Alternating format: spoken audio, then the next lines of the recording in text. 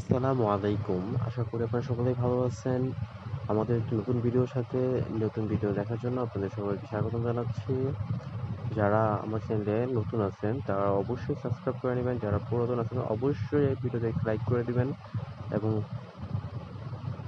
যদি ভিডিওটা ভালো লেগে থাকে তাহলে ভিডিও কমেন্ট সেকশনে গিয়ে আম একটি সুন্দর একটি কমেন্ট করে দিবেন। তাহলে চলুন দেরি না করে মূল ভিডিও চলে যাওয়া যাক। আজকে আমাদের টপিকটা হচ্ছে আমরা যখন লিনাক্স অপারেটিং সিস্টেমে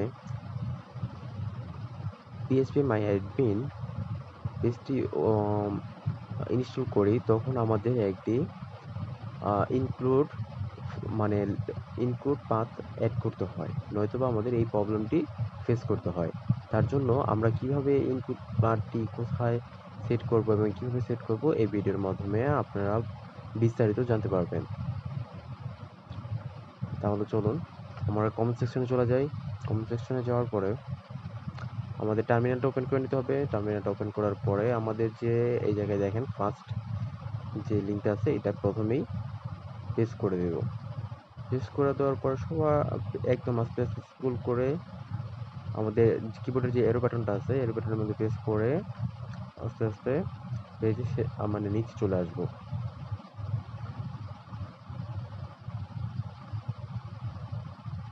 নিচে আসার পরে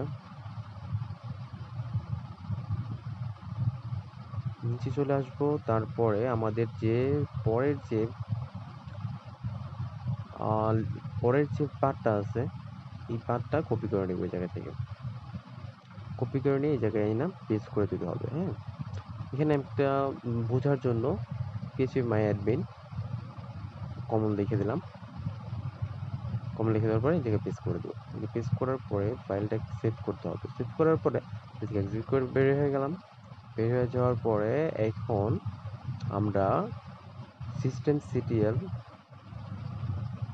রিস্টার অ্যাপাচি লিখে এই কমান্ডটা ইউজ করব। কারণ আমরা যে অ্যাপাচি ফোল্ডারের মধ্যে ওই পার্টটা অ্যাড করলাম সেটা যেন করে অ্যাপাচি রিস্টার্ট নিয়ে আবার নতুন করে শুরু করে। হ্যাঁ, তার জন্য আমরা এখন চলে যাবো ব্রাউজারে যাওয়ার পরে পেজটাকে আমাদের যে পেজটা ছিল এই নট ফাউন্ড পেজটা আবার রিলোড করব। রিলোড করার সাথে সাথে দেখবেন ম্যাজিক যে রিলোড করার সাথে সাথে দেখেন ম্যাজিক দেখেন সাথে সাথে PHP-MyAdmin-টা চলে আসছে পেজটা। হ্যাঁ, এখন আমাদের যে আইডি পাসওয়ার্ড দেওয়া ছিল সেটা দিয়ে আমরা লগ ইন। আপনাদের সকলকে ধন্যবাদ জানাচ্ছি। পরবর্তী ভিডিও দেখার জন্য আমন্ত্রণ রইল। সে পর্যন্ত ভালো থাকবেন এবং আমাদের চ্যানেলের সাথেই থাকবেন। আসসালামু আলাইকুম।